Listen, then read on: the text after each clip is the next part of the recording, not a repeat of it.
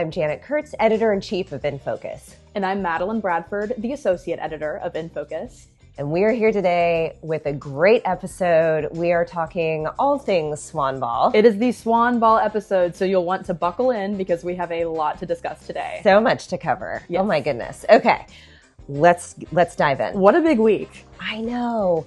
And so beautiful. Yes. And just wonderful. So congratulations to co-chairs Jenny Kortz and Jenny Garth-Lowe. It was an amazing week. And of course, all the volunteers and committees and everybody who worked to make this possible because it was incredible. It was so beautiful.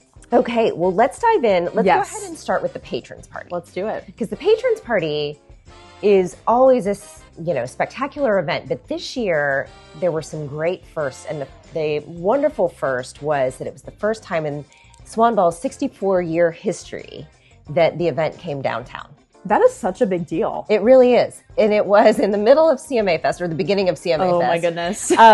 But you would never have known that. Guests arrived at the Alliance Bernstein building over on Commerce, just a couple blocks from here. That gives you some of the best views of the city. Oh my goodness, It's yes. fantastic. Absolutely, because you're there and it feels like you're transported into another city almost, But you have these great cityscape views. It was wonderful. As guests entered the building, they were greeted by dancers from Nashville Ballet's second company, NB2. Oh, wow. They had the choreography was by Maria Conrad, and what they did is they moved to create this unique floral arrangement. So the dancers became these moving interpretations of a floral arrangement, and they held individual stems. Each one held an individual stem, and so it created this moving floral arrangement. It was beautiful. That's amazing. Yes, and so obviously speaking to the entire theme for this year's Swan Ball was the Four Seasons. And so, bringing those florals together really kind of tied in that theme. It was beautiful. Then guests went up to the 11th floor where you have these great kind of cityscape views, right? Because you still have buildings that are taller. Right. But you're right there in the heart of the city. And, people could go out on the terrace. There were these lovely lantern displays. And they could enjoy hors d'oeuvres out there by Kristen Winston Catering, she always does such a great job. Oh no, I know, they were fabulous. Of course, the co-chairs Jenny Kortz and Jenny Garth-Lowe were there greeting guests, and then Jenny Kortz was on double duty this entire week. She was, or for this entire year, really. But yes, yeah. So she was also the event planner with Jenny Richter Events, and so. I don't know how she did it. So what a big year for her. Salute to you, Jenny, because Congrats. That's amazing. And then, of course, the Swan Ball official jewelers were there, which happens to be Jenny Kortz's father, Dudley Richter, and of course her uncle, Stefan Richter. They were there, and they had these beautiful cases. And get this, they actually had these cases custom built to display the jewelry that they are then donating to Swan Ball for future Swan Balls. So they'll so jewelers can use, if they choose to, they can use these cases. That's amazing. I know. So that was really great. The other thing I'll tell you that was really fun, and I kind of want to use them for future InFocus events, but the music that they had was by Arco and Reed, and it fused cocktail music, which we all love, with electronic music. So it really had this great, very cool sound to it. Wow. It was wonderful. That sounds amazing. And what a perfect fit for the downtown atmosphere. Yes, that's exactly right. So really loved Arco and Reed. So I hope we hear more from them another time. And then, the dining room was transformed into this tropical oasis. And it was actually done by Mark O'Brien from the Tulip Tree, who's definitely well known to our InFocus friends. He used tropical florals and glass cylinders, and it really made the room so vibrant. The sun was kind of coming through as it was setting, but it was coming through the windows, and then you have these beautiful colors, like these vibrant hues. And it just made the room really come alive. It was beautiful. Spectacular. And then, of course, dinner was also by Kristen Winston. So they started with an amuse, which was a chilled corn soup.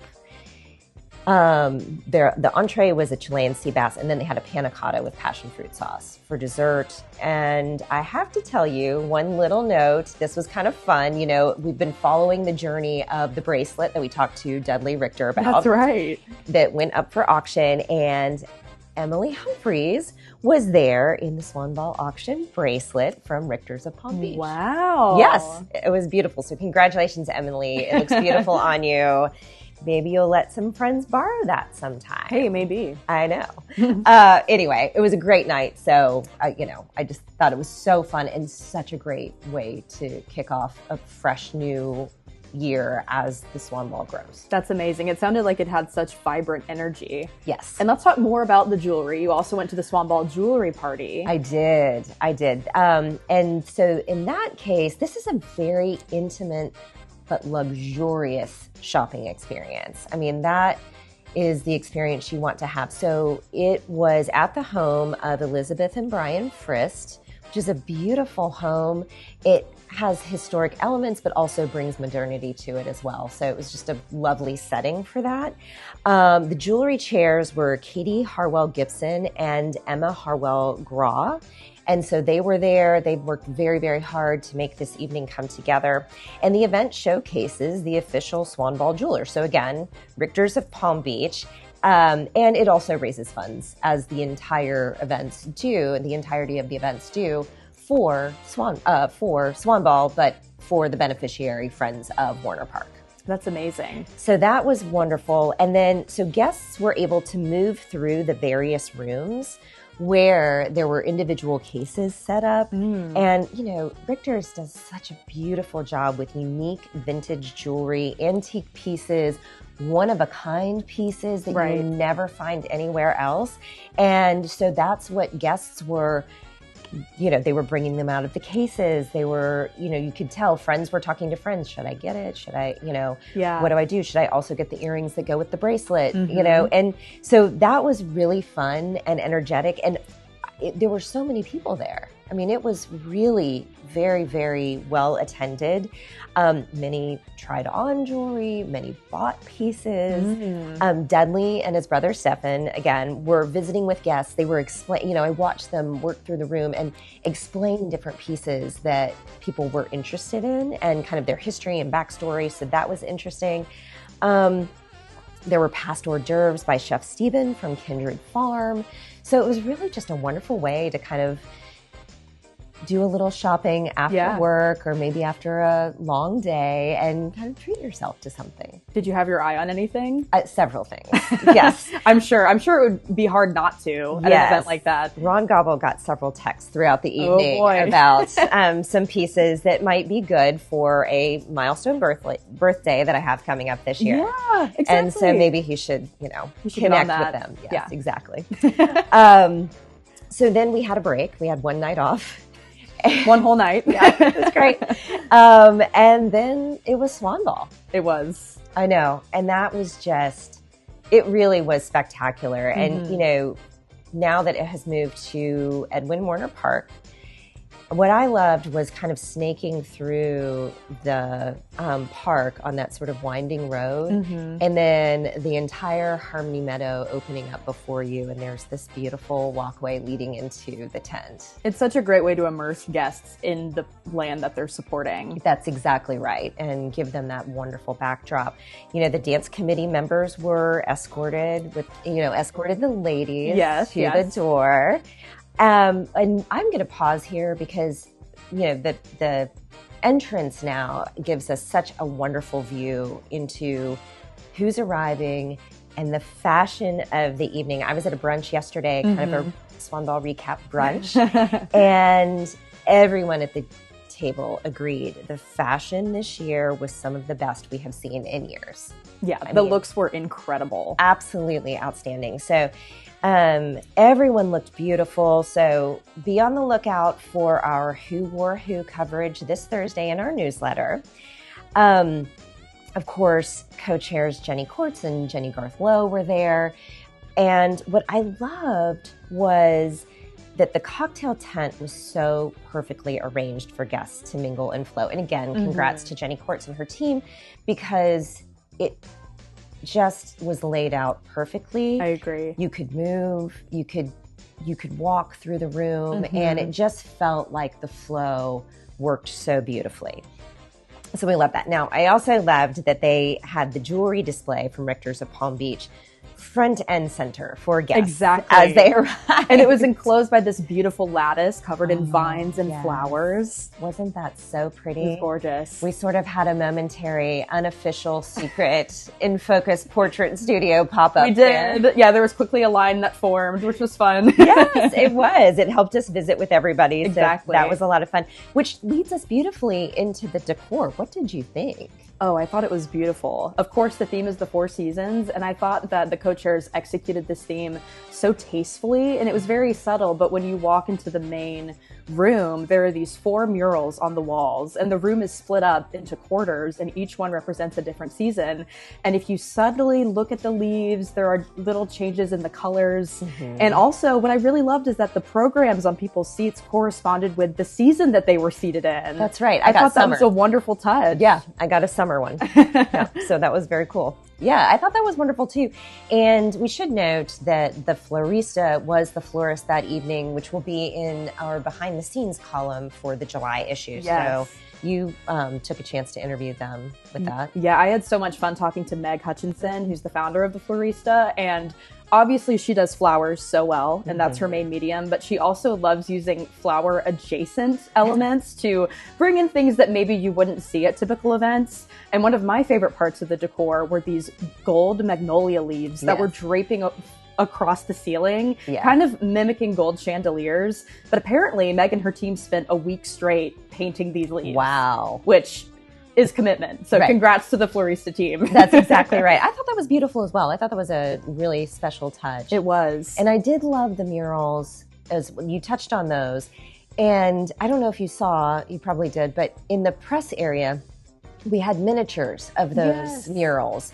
They were done by 10 Hens Design. And so thankfully they have these miniatures that were there for the press to enjoy as well. I thought that was such a nice touch. Yes. And speaking about flowers, I mentioned the 4 quarters of the room for each of the seasons, and the floral arrangements on the table were coordinated to fit the colors of different seasons. So if you were to go to a summer event, there were very bright florals, darker, moody florals for winter. And when I was talking with Meg in our interview, she was like, this is kind of like ordering for 4 separate events. Oh, wow.